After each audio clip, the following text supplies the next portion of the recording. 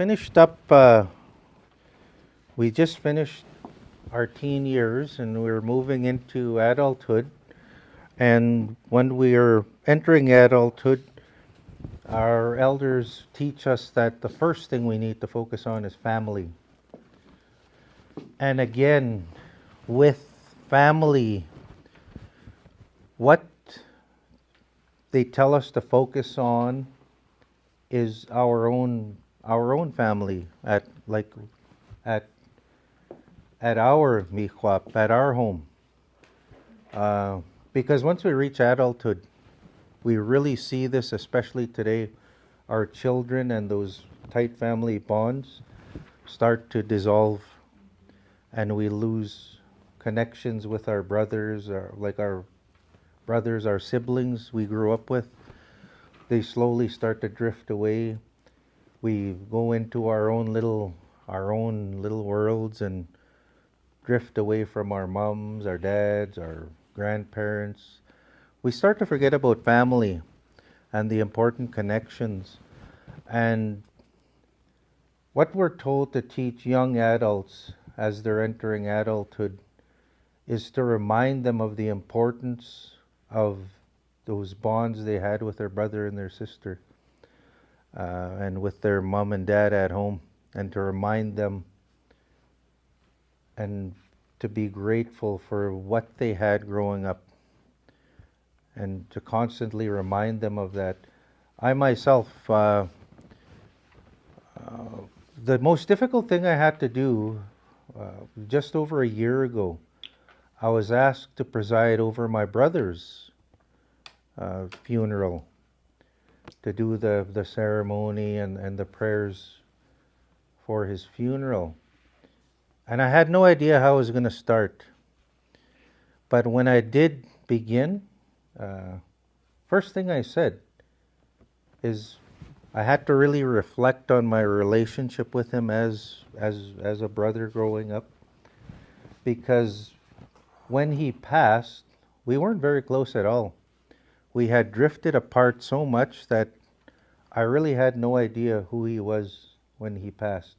I knew who he was when we grew up, but as we have started our own families, we really started to drift apart, and to the point where he became a stranger to me.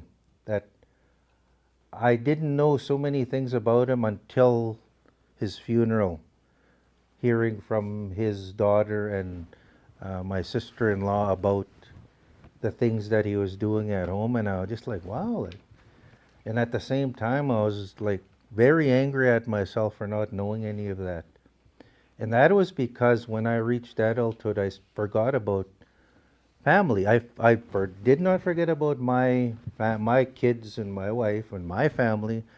Absolutely not. But I enclosed my mikwap to include just my children and my wife. And I pushed everybody else out to the point they became strangers. So our elders say we can't do that.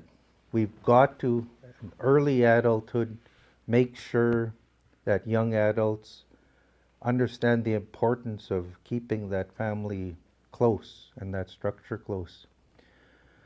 So with my brother, I never write anything down or write a plan when I'm asked to speak like that, and I just spoke from the heart. And I said, my brother was my first best friend and my first worst enemy. And I went on to tell stories about us growing up. But we forget that when we grow up in a family like that, those are our very first best friends and our worst enemies, are our siblings. And today, once you get into adulthood and you start to have a best friend, or even a friend you've had from childhood, you would never dream of abandoning that best friend. Right? You keep that best friend with you for life until you reach old age. A lot of us still have the same best friend, and those are our best friends. However, we forget our first best friends. Those were our siblings. Those were our very first best friends because they were all that we were exposed to. They were our first social experiences were with our siblings. So in a sense, we got to keep reminding young adults, don't forget about your first best friend. Don't forget the first best friends you've had. Those are your brothers and your sisters. Because once you do that, you've dissolved that family. That family structure is slowly erodes to the point where you become strangers with your family. When traditionally the family bonds were so tight so that our communities were basically groups of families. So my family would be here in my mihuap, and next door would be my brother's mihuap with his children, and then the cousins all grew up side by side as best friends, calling each other best friends. And look at my aunties here. They've been friends all their lives because of those bonds between cousins, first cousins, and the importance we put on families. Because I guarantee you they don't look at each other as cousins or first cousin or second cousin. They're sisters, and they call each other sisters. But they recognize each other as sisters. And with us men, it's the same thing. We recognize our cousins, my cousins, my first cousins, second cousins. A lot of them I grew up with very close, so I call them, they're my brothers. And even with my kids, they don't distinguish between my brother as their uncle, my maternal or brother, from my cousin who is their uncle.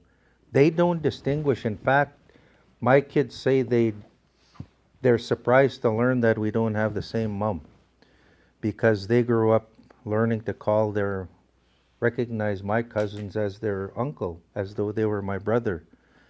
And that was just the way we were brought up.